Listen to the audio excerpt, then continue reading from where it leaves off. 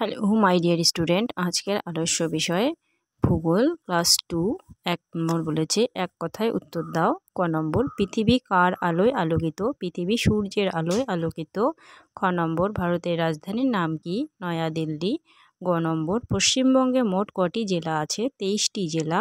খ নম্বর বাংলার কোন কোন মাস নিয়ে বর্ষাকাল হয়? আষাঢ় ও শ্রাবণ। নম্বর পৃথিবীর কোন গোলার্ধে আমরা বাস করি? উত্তর গোলার্ধে। 6 নম্বর কোন ঋতুকে ঋতুরাজ বলা হয়? বসন্ত ঋতুকে। 6 নম্বর সূর্য কী জাতীয় পরিবেশের উপাদান? প্রাকৃতিক পরিবেশের উপাদান। বর্গীয় নম্বর পশ্চিমবঙ্গের কোথায় শীতকালে মাঝে মাঝে বরফ পড়ে? দার্জিলিংয়ের উঁচু জায়গায়। নম্বর জেলা কাকে বলে? পাশাপাশি কয়েকটি মহকুমা নিয়ে গঠিত হয় এক একটি জেলা। 2 নম্বর বলেছে নিচের প্রশ্নগুলি শূন্যস্থান পূরণ করো। ক নম্বর পরিবারের প্রধানকে কর্তা বলে।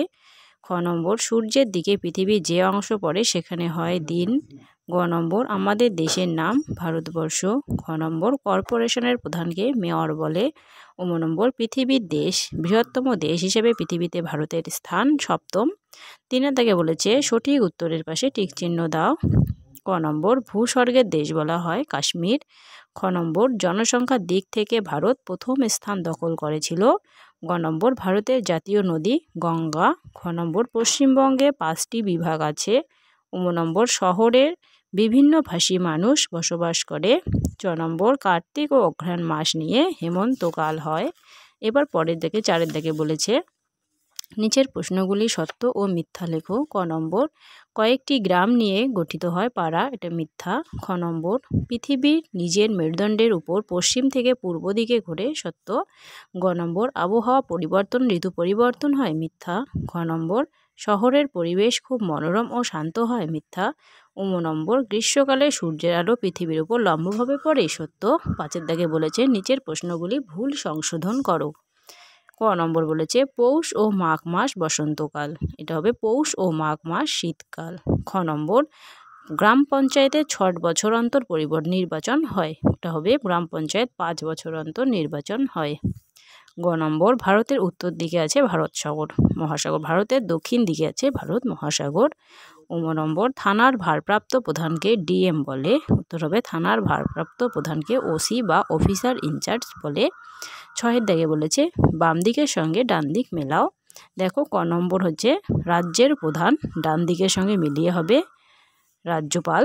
খ নম্বর রাজ্যের মহকুমার প্রধান, ডান দিকে হবে নম্বর এসডিও।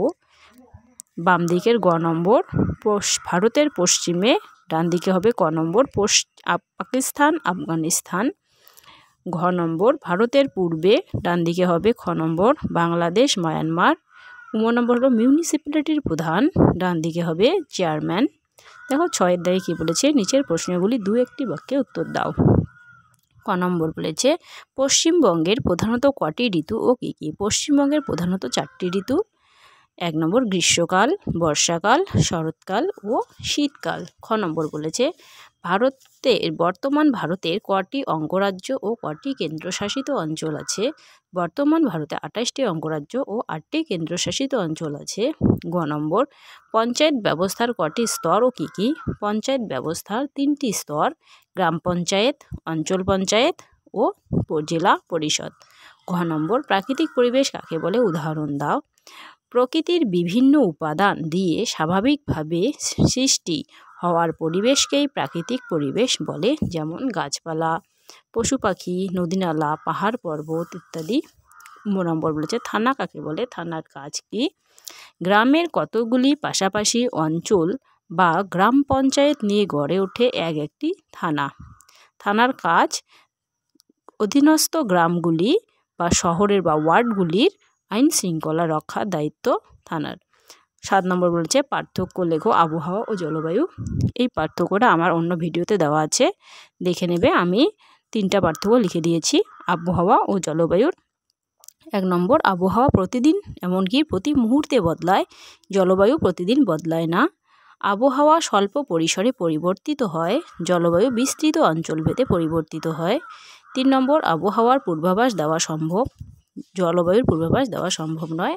তোমরা ভিডিওটা দেখবে, শেয়ার করবে, লাইক কমেন্ট করবে। ধন্যবাদ।